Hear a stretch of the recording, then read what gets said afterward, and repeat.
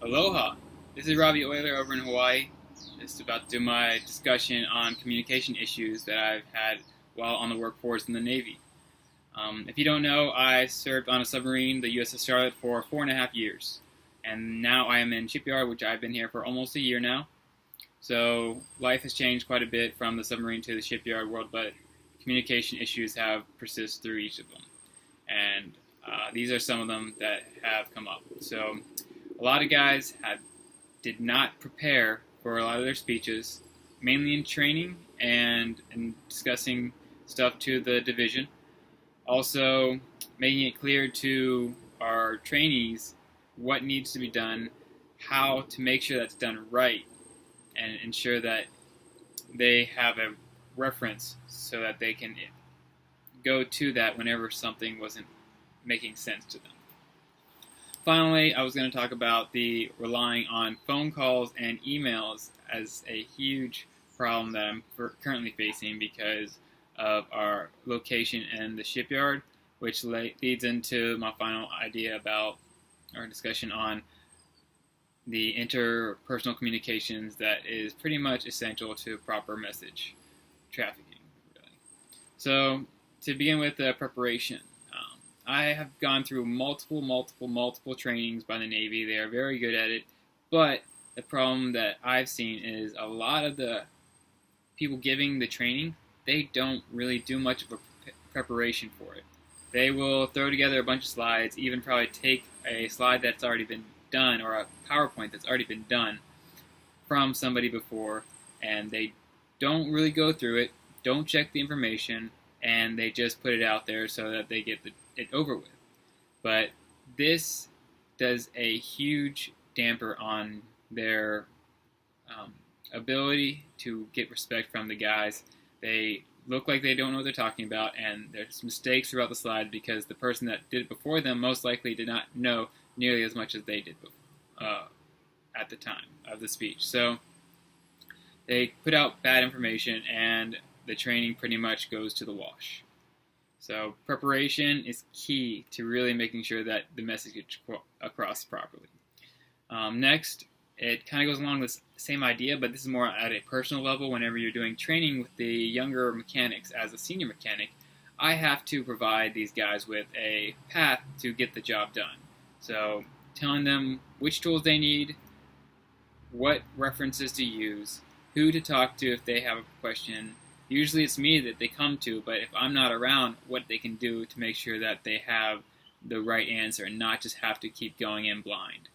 So procedures are the Navy's staple. They use procedures for everything, and it is there for every item. Nearly almost every item has a procedure that they can reference. So making sure that they understand the full weight of that procedure is the biggest problem I have seen on the submarine trying to get across to some of these guys because they think they know everything. They are smart guys. We are the top 1% of the Navy in the submarine force, especially being nukes. They all are very bright guys. So being able to tell somebody that this simple thing that would take them nearly 2 minutes to complete on their own needs to take 10 minutes by following this procedure is very difficult to do, especially when we have such packed schedules. It can be difficult to really sink that into their habits. So what it boiled down to is just repetition.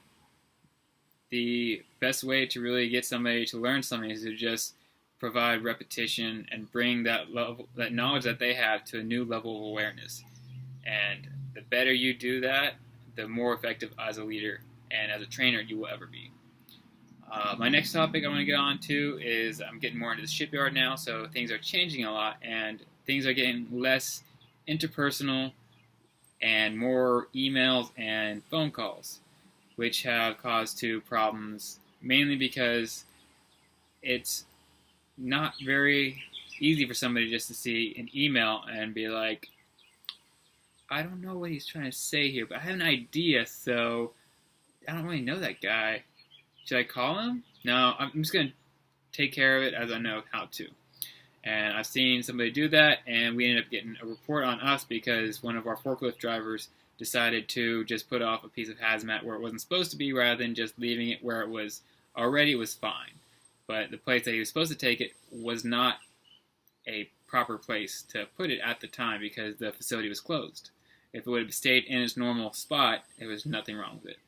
So that was just a basic email, phone calls, not really made, and nobody decided to really follow up on it until the next morning when somebody said, oh, this is not the right spot.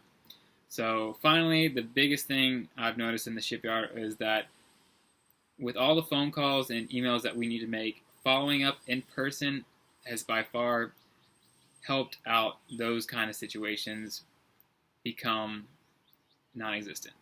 Making sure that the message came through perfectly basically came down to just going up to the person and discussing what was happening.